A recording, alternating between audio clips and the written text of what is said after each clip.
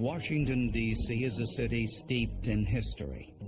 Little known is that it's home to one of the largest arson sprees in U.S. history. In setting hundreds of fires, the arsonist left clues to his identity.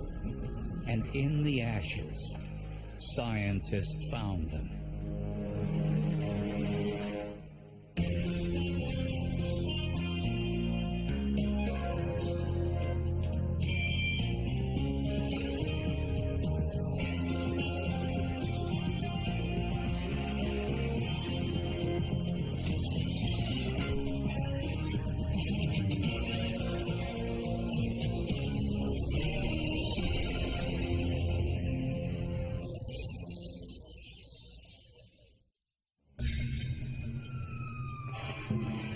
Just before dawn, there was a house fire in a middle-class suburb of Washington, D.C. Firefighters put it out before anyone was hurt, but it was clear it was deliberately set. There was someone in the home at the time. He had to have known it, and he didn't seem to care. The fire originated on the front porch, where investigators found remnants of a melted plastic gallon container and a cloth wick. And there was some fabric material that was present, which turned out to be consistent with an athletic sock. This was the second fire in the city in less than a week. Both had been set the same way, with an accelerant inside a plastic 1-gallon container. A gas chromatography test of the debris identified the accelerant as gasoline. They were being set in the early morning hours, between the hours of 2 a.m. and 6 a.m. They were occurring at single-family residences, and the origin of the fire was being found either in the front porch or the rear porch of these homes. The cloth wick gave the arsonist plenty of time to get away. None of us had seen that type of device before. We were so used to having Molotov cocktails where we were lighting them, throwing them against the structure. This was one that was actually being placed against a structure, and basically you're lighting it and walking away. Investigators from the Bureau of Alcohol, Tobacco, and Firearms, or ATF, found another interesting item in the debris. Remnants of plastic shopping bags revealed how the arsonist carried the containers of gasoline and avoided detection. And when you're dealing with one individual who has showed a pattern of using a device which we had not seen on the street very frequently, we knew that it was going to be a very difficult case. Investigators urged citizens to be on the lookout for individuals carrying plastic shopping bags in the middle of the night between 2 and 6 a.m. The public needs to know this. They need to know they have a serial arsonist in their neighborhood, just like you need to know there's a rapist working in your neighborhood. But it didn't help.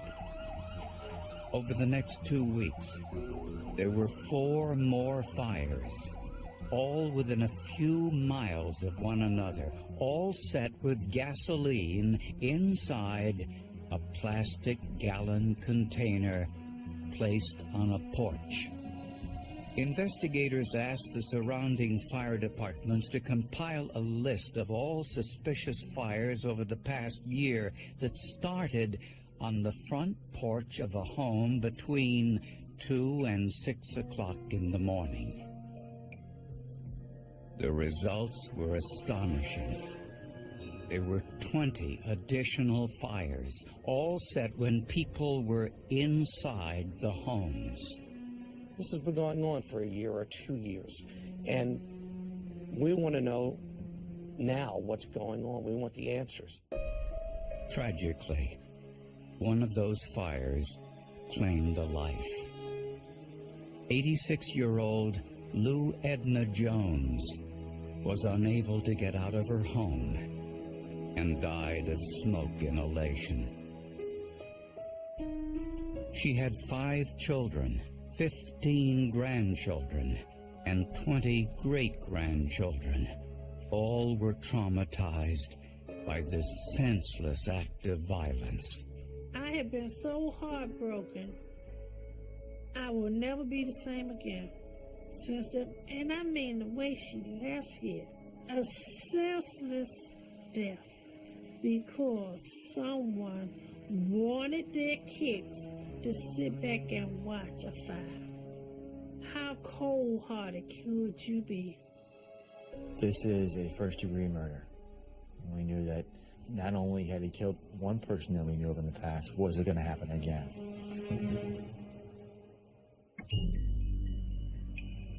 The ATF and the local fire investigators formed a task force to find the arsonist setting the Washington, D.C. fires. There were 20 fires set with plastic gallon containers full of gasoline and cloth socks used as wicks. To gain some insight into the identity of the arsonist, investigators called in Ron Tunkel, an ATF criminal profiler. How a person acts in the commission of their crimes is a reflection of how they will act in their day-to-day, non-criminal lives. When we look at a crime scene, we're looking for the more emotional clues left behind at the crime scene. In this case, the fires were set in predominantly black neighborhoods. For Tunkel, this was a crucial piece of information. We're probably dealing with a black offender. A white offender, an Asian offender probably would have stood out. Tunkel believed the arsonist was very skilled and organized, most likely a male in his late 20s to early 40s, and was probably unmarried since the fires were set between 2 and 6 o'clock in the morning. Investigators were convinced that the arsonist followed his exploits on the news and knew that in one of his fires, he killed someone. Setting so many fires, terrorizing so many people. He's right up there with some of the great criminal minds or terrible criminal minds that we've dealt with in the Washington area. If we didn't take him off the street, he wasn't going to stop. And that's what happened. A few months later, there was a fire in a nearby apartment building. Over 100 residents were evacuated safely. The fire started on the 4th floor using the incendiary device. There were multiple 1-gallon containers with gasoline placed out throughout the hallway. But this time, investigators got a badly needed break. One of the residents, 57-year-old Paul Dubois, had some suspicious burns on his hands, and his clothes smelled of gasoline. His apartment was on the 4th floor, where the fire started.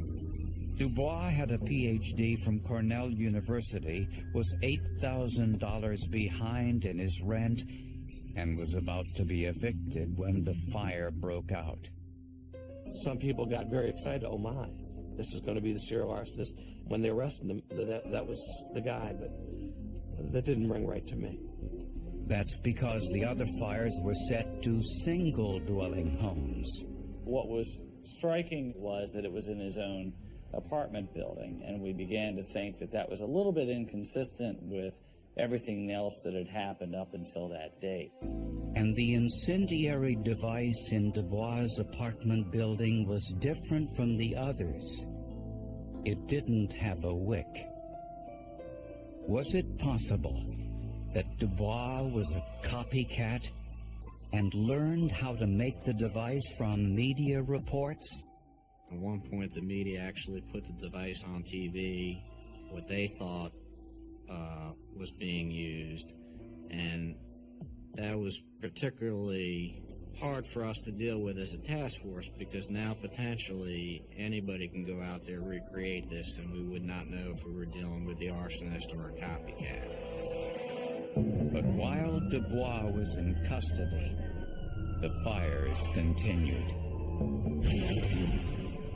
Investigators concluded that Dubois set the fire in his apartment building, but that was it. Mr. Paul Dubois was not the serial arsonist, however responsible for setting the fire at his apartment complex. Was not the arsonist we were looking for. Well, we learned a lot about his background and his life, which was certainly colorful, but it was pretty clear within weeks, I would say, that this was not going to be the person that was responsible for these fires. However, Dubois was convicted of setting his apartment building on fire and was sentenced to 12 years in prison. Over the next 2 months, there was a fire every week. By this time, there were over 30 of them. Then, investigators found something. A piece of the cloth wick survived one of the fires. Was it possible that the arsonist may have left his DNA on the burnt cloth? If so, scientists hoped they could find it.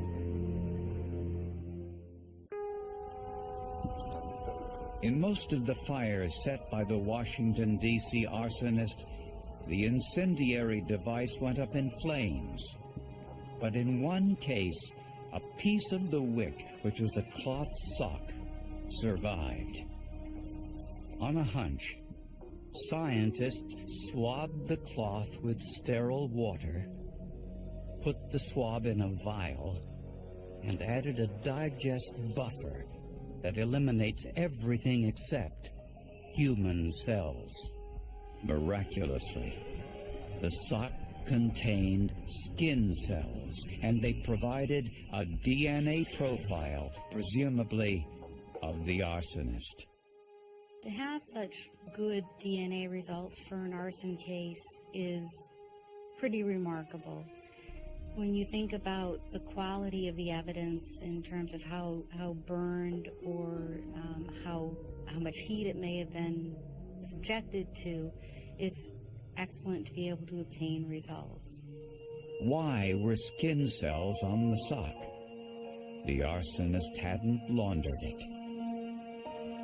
Unfortunately, the DNA profile did not match any in the database of known criminal offenders. But investigators got another huge break. 3 young men, coming home from work around 2 a.m., saw someone sitting on their porch. Initially, they thought he was a burglar and chased him away.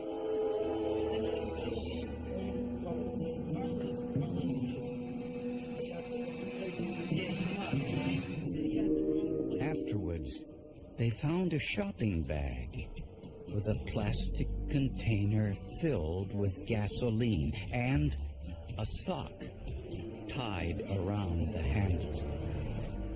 This is our chance. We finally have an eyewitness. Not only one, but we have 3. 3 witnesses that had a conversation with what, in our minds, was the serial arsonist. Analysts went over every inch of the bag and the plastic container and got yet another break. They didn't find fingerprints, but sticking to the outside of the container was a single human hair. So at that point, we had a hair.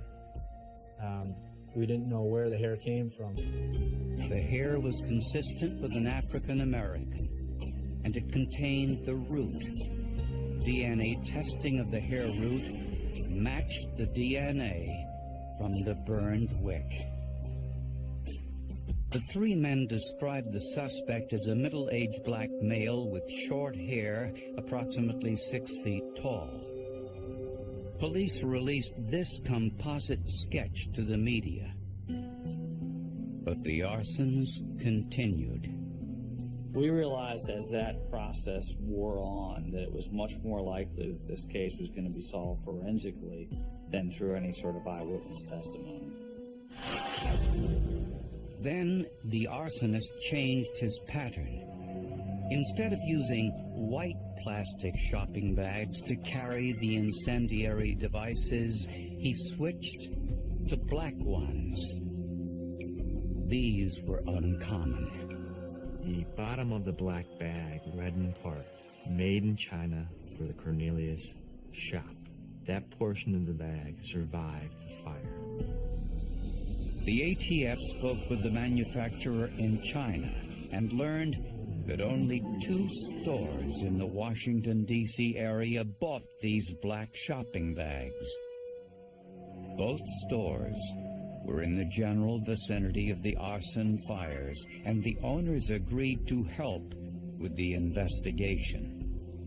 The store owner provided us access to his store, to his products. We established 24-hour surveillance, physical and video surveillance on both of these locations.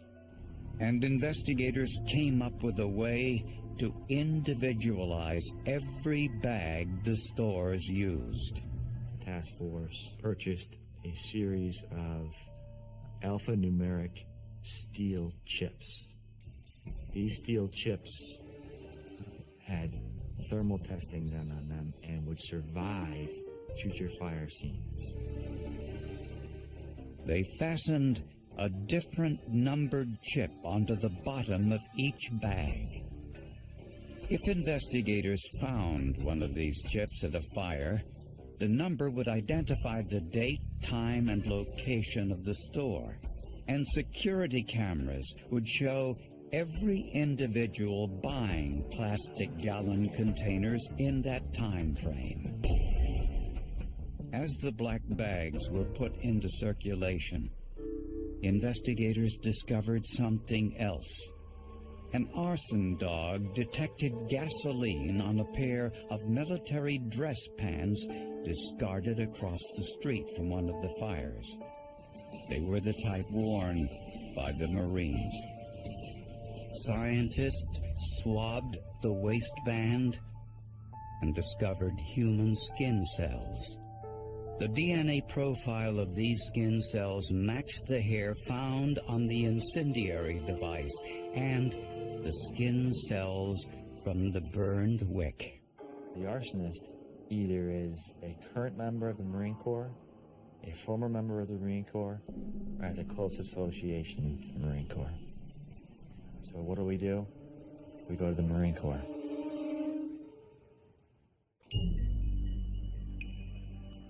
Fire investigators contacted the Naval Criminal Investigation Service about the pair of Marine pants found across the street from one of the arson fires. When we went down to the Naval Yard to meet with the NCIS investigators, I think we had fairly thin hopes that they were actually going to bring us a suspect. But that opinion was a bit premature. Naval investigators said they, too, were searching for a serial arsonist who had been setting fires to cars in a parking lot used by military personnel. A surveillance videotape showed a man leaving the scene in his car. From the license plate, he was identified as 55-year-old Thomas Sweat, a civilian who had a friend in the Marines. Sweat was unmarried and worked as the night manager of a fast food restaurant. Never heard Thomas Sweat's name.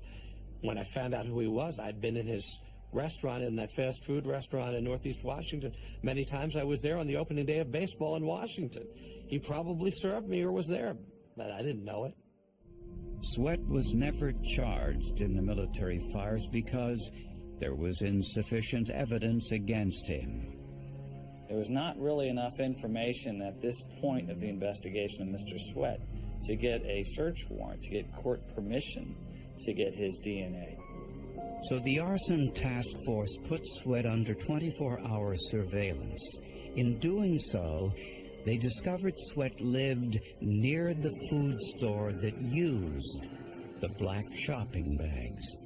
It's kind of like Christmas morning. You're like, oh my goodness, I can't believe this. We might be finished with this.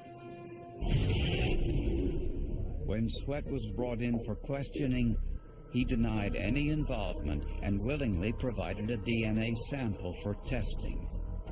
Frankly, if he had not consented, that might have been a red flag where we would have focused even more heavily on Mr. Sweat. But he did consent, and that gave us the opportunity to do a fairly speedy analysis to see if he was in fact excluded or included as the serial arsonist. His DNA matched the hair, the military pants, and the most incriminating of all, the skin cells on the burnt wick. Mr. Sweat didn't realize that DNA can be recovered from a fire that he had previously set. You got to remember, he's operating for a very long period of time, on the run, offending, eluding this massive manhunt. He may have been worn out, and that may have contributed. When he learned of the DNA evidence against him, Thomas Sweat confessed to not only the recent fires, but some dating back 25 years. It was a very emotional time. It was a very emotional interview. During that time, Mr. Sweat has provided us with over 350 fires in which he's responsible. The fact that Mr. Sweat had been undetected, had been untouched for a period of 25 years, he is a prolific serial arsonist. This could potentially be the largest serial arsonist in the history of the United States. 2 people died in those fires, and dozens more were injured. It was a pretty astounding moment for all of us. You always hope that the case is going to be solved, but when it actually happens, there's a kind of moment of stunned silence. Investigators think Sweat had second thoughts about setting some of these fires, which explains why the young men saw him sitting on the porch. We'll never know what Sweat told investigators about the motive for the fires. He asked for and received a promise of confidentiality in exchange for his guilty plea. About the only thing that came out in court was that Sweat said he heard voices and that he set fires to relieve stress. If the demons in your head told you to set a fire, if you were so stressed out that you had to set a fire, why didn't you set your own mother's house on fire? So see, that's why you can't say this man was insane. He had very good sense. He had sense enough not to get caught.